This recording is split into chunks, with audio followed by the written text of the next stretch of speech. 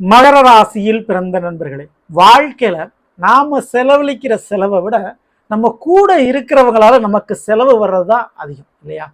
அப்படி எந்த ராசிக்காரர்களால் வாழ்க்கையில அதிக இழப்பு, அதிக செலவு, அதிக நஷ்டம் ஏற்படும்? அதே போல எந்த ராசிக்காரங்களால உங்களுக்கு லாபம் கிடைக்கும், பெருமளவு பணம் கிடைக்கும்?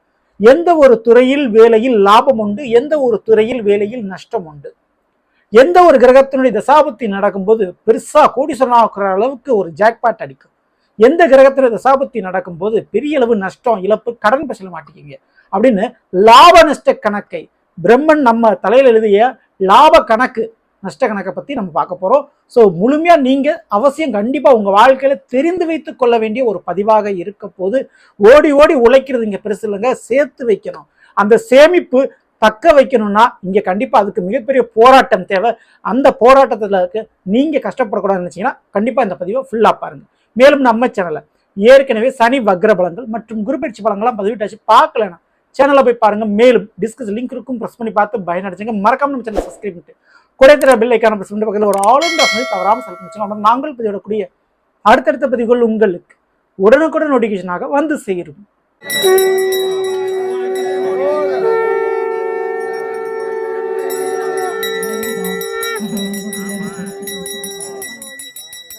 சிவமயமாக தெரிகிறதே, சிந்தையில் சிவயோகம் வருகிறதே.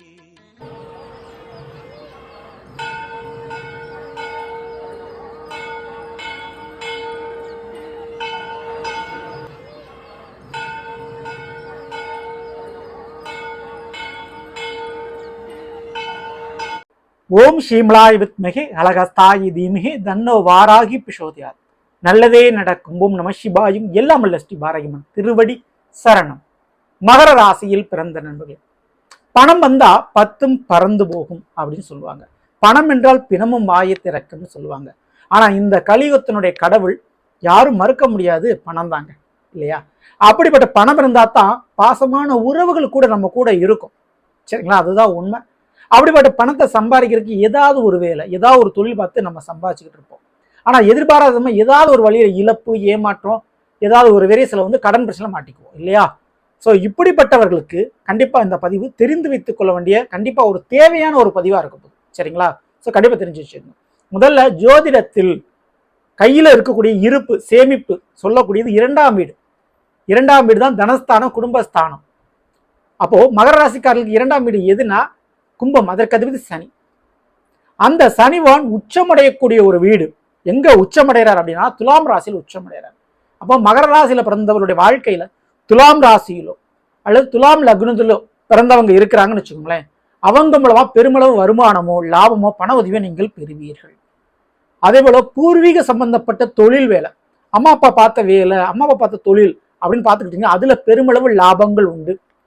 தந்தையினுடைய ஒத்துழைப்பை கடைசி வரைக்கும் நீங்க வச்சுக்கிறது, அனுசரித்து வச்சுக்கிறது ரொம்ப ரொம்ப நல்லது, சரிங்களா? பூர்வீக சொத்துக்கள், பரம்பரை சொத்துக்களால் ஏதாவது ஒரு தருணத்துல பெரிய அளவு லாபங்கள் உங்களுக்கு உண்டு.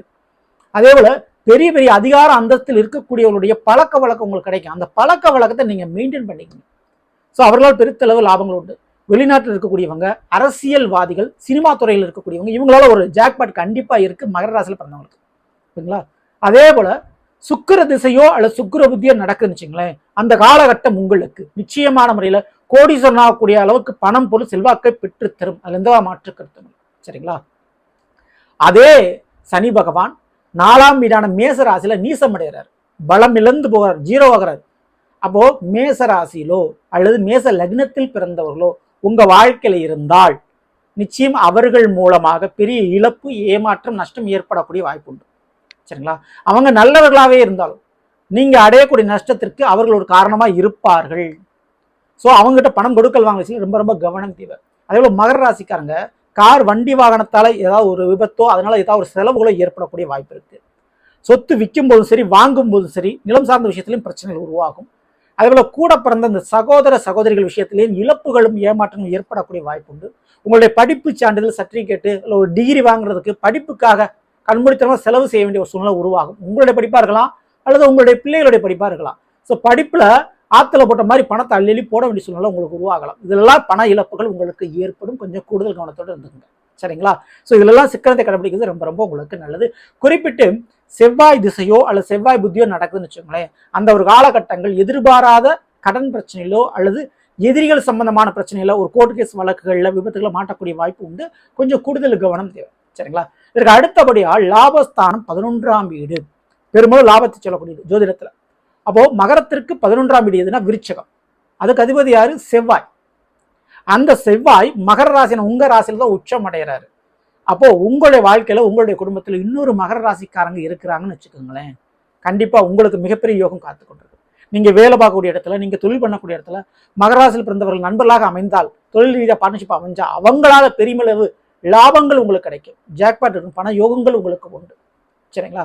அதே போல ரியல் எஸ்டேட் வியாபாரம் பண்ணக்கூடியவங்க, இடம் வாங்கி வைக்கக்கூடியவங்க, எலக்ட்ரிக்கல் சம்பந்த டிபார்ட்மெண்ட்ல இருக்கக்கூடியவங்க, மருத்துவத்துறையில் இருக்கக்கூடியவங்க, ராணுவம் மற்றும் மிலிட்டரியில் இருக்கக்கூடியவங்க, காவல்துறையில் இருக்கக்கூடிய இவங்களுக்கு எல்லாமே அந்த துறையில் பெருமளவு லாபங்கள் கிடைக்கும், முன்னேற்றங்கள் உண்டு.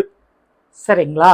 அதே போல விவசாயம் சம்பந்தப்பட்ட தொழில், ஆன்மீகம் சம்பந்தப்பட்ட தொழில், மருத்துவங்கள் சம்பந்தப்பட்ட தொழில், மருத்துவமோ அல்லது மருத்துவம் பார்க்கக்கூடிய தொழிலோ பார்த்துக்கிட்டீங்கன்னா அதுல நல்ல லாபங்கள் நீங்க பார்க்க முடியும்.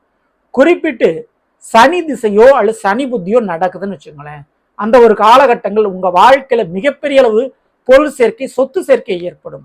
அதே போல திருமண வாழ்க்கையில் ஒரு திருப்பங்கள் ஏற்படும். திருமண வாழ்க்கை துணையின் மூலமாக, மாமியார் வீட்டு சொத்துன்னு சொல்லுவாங்க இல்லையா, அந்த வாழ்க்கை துணையின் மூலமாக ஒரு பண லாபங்கள், சொத்து விஷயங்களை ஆதரிக்கக்கூடிய வாய்ப்பு உண்டு. நண்பர்கள் மூலமாக ஒரு சொத்துக்கள் உருவாக்கக்கூடிய நேர காலகட்டமும் ஏற்படும். அப்போ இந்த சனி திசை சனி புத்தி நடக்குன்னா கூடுதல் வேலை மற்றும் தொழில் அமையக்கூடிய வாய்ப்பு உண்டு. அந்த காலகட்டத்தை பயன்படுத்திங்க. அதே செவ்வாய் பகவான் உங்களுடைய மகரத்திற்கு நேரடி 7ஆம் இடம் கடகத்துல தான் நீசம் அடைவார், பலம் இழந்து போவார். அப்ப கடகராசியிலோ அல்லது கடகலத்திலோ பிறந்தவங்க இருக்கிறாங்கன்னு வச்சுக்கோங்களேன் உங்களோட, ஸோ உங்களுடைய பணம், காசு, பெயர், புகழ் எல்லாமே அவங்களுக்கு போயிடும். அவங்க தான் அனுபவிப்பாங்க. ஸோ பேருக்கு உங்கள்கிட்ட இருக்கும், ஆனால் அனுபவிக்கிறது எல்லாமே அவங்க அனுபவிப்பாங்க. சரிங்களா? ஸோ கண்டிப்பா கடகராசியிலோ கடகலிருந்து பிறந்தவங்க இருந்தா அவங்களால உங்களுக்கு இழப்பு, நஷ்டங்கள் ஏற்பட வாய்ப்பு உண்டு. அவங்க நல்லவங்களாவே இருந்தாலும் சரிங்களா, ஸோ நீங்கள் அடையக்கூடிய நஷ்டத்திற்கு, கஷ்டத்திற்கு அவங்க ஒரு காரணமாக இருப்பாங்க. பொருளாதார பிரச்சனைக்கு, உங்களுக்கு வரக்கூடிய கடனுக்கு அவங்க ஒரு காரணமாக இருப்பார்கள். மகர ராசியில் பிறந்தவங்க குறிப்பிட்டு பெண்கள் சம்பந்தப்பட்ட உறவுகளால் பெரும் இழப்புகளை சந்திப்பீர்கள். காதல் போன்ற விவகாரம், காதலில் ஏமாறுறது, கல்யாண வாழ்க்கையில ஏமாறுறது, ஸோ இந்த மாதிரி விஷயங்கள்ல பெரும் இழப்புகள் ஏற்படக்கூடிய வாய்ப்புகள் இங்கே உண்டு. வெளிநாடு போய் நான் மாட்டிக்கிட்டேன் அப்படின்னு வெளிநாடு சம்பந்தப்பட்ட தொழில் வேலை அமையும்போது அதுல இழப்புகளும் ஏமாறக்கூடிய வாய்ப்பும் உண்டு. சரிங்களா? ஸோ இதற்கு அடுத்தபடியாக மிக முக்கியமாக சந்திர திசையோ அல்லது சந்திர புத்தியோ நடக்குன்னு வச்சுங்க, அந்த ஒரு காலகட்டத்தில் தேவையில்லாத குடும்பத்தில் அதீத விரய செலவுகள் ஏற்படும். ஸோ குடும்பத்தில் நடக்கக்கூடிய எந்த ஒரு சுபகாரியமாக இருந்தாலும் ஒரு சிக்கனத்தை கடைபிடிச்சு பண்ணிக்கிறது ரொம்ப ரொம்ப நல்லது. சந்திர திசை நடக்குதுன்னா சரிங்களா, அதை தவறாமல் நீங்கள் ஃபாலோ பண்ணி வச்சுக்கணும். அதே போல் தாய் தந்தையருடைய உதவி அந்த சந்திர திசை நடக்கும்போது கிடைக்காம போகலாம் உங்களுக்கு. சரிங்களா? ஸோ அதனாலும் தனியாக நின்று போராட வேண்டிய, கஷ்டப்பட வேண்டிய சூழ்நிலை உருவாகும். கொஞ்சம் கவனத்தில் இருந்துங்க. சரிங்க, இதெல்லாம் ஒரு பக்கம் இருந்தால் என் கையில் பணம் காசு தங்கணும், பொருளாதார முன்னேற்றம் அடையணும், நான் பார்க்குற வேலையிலையும் தொழிலையும் ஒரு லாபம் கிடைக்கணும், நான் என்ன செய்யணும் அப்படின்னு நீங்கள் கேட்குறீங்கன்னு வச்சுங்களேன், கண்டிப்பாக மகர ராசிக்காரர்கள் அதற்கு வணங்க வேண்டிய தெய்வம் தேய்பிரை அஷ்டமி திதி என்று கால பைரவரை வணங்குவது சிறப்பு. அது கால பைரவர் எப்படி வணங்கணும் அப்படின்னா, திராட்சை மாலை, பன்னீர் திராட்சைன்னு சொல்லுவாங்க இல்லையா, அதை ஒரு 54 எலுமிச்சம்பழ மாலை கோர்க்கிற மாதிரி கோர்த்து கால பைரவருக்கு தேய்பிரை அஷ்டமி திதி என்று மாலை 6 மணிக்கு மேல் சாட்சி உங்க பேருக்கு ஒரு அர்ச்சனை எல்லாம் செஞ்சுக்கிறது ரொம்ப ரொம்ப சிறப்பு. ஸோ குறிப்பிட்டு ஒரு 4 மாதத்தில் வரக்கூடிய தேய்பிரை அஷ்டமிக்கு தொடர்ந்து பண்ணுங்க. 5வது மாதத்தில் உங்களுக்கு பொருளாதார முன்னேற்றம் அடியோடு தலைகளாக மாறும், கிடைக்கும். சரிங்களா? ஸோ இது அனுபவத்தில் கண்ட உண்மை. அதே போல தெருவில் உள்ள கால பைரவர்களுக்கு, திருநாய்களுக்கு இனிப்பு வகை, கள்ள மிட்டாய் போன்றவற்றை ஒவ்வொரு சனிக்கிழமை அன்னைக்கும் வாங்கி போட்டு பாருங்க. கண்டிப்பா உங்களுக்கு அதுக்கப்புறம் ஒரு சேஞ்சஸ் தெரியும். சரிங்களா? ஸோ இந்த மாதிரியான பரிகாரத்தை வழிபாடுகளை தவறாமல் பண்ணுங்க. கண்டிப்பா உங்க வாழ்க்கையில முன்னேற்றங்கள் உங்களுக்கு உண்டு. சரிங்களா? இந்த பதிவு பிடிச்சிருந்தா லைக் பண்ணுங்க, மற்ற நம்பர் ஷேர் பண்ணுங்க. இது போல ஒவ்வொரு ராசிக்குண்டான பலங்களை தெரிஞ்சுக்கணும் மறக்காம நம்ம சேனலை சப்ஸ்கிரைப் பண்ணி வச்சுக்கோங்க. அடுத்த ஒரு சந்திப்போம். நன்றி, வணக்கம். நல்லதே நடக்கும். நம சிவாயும். எல்லாம் ஸ்ரீ பாரகிமன் திருவடி சரணம்.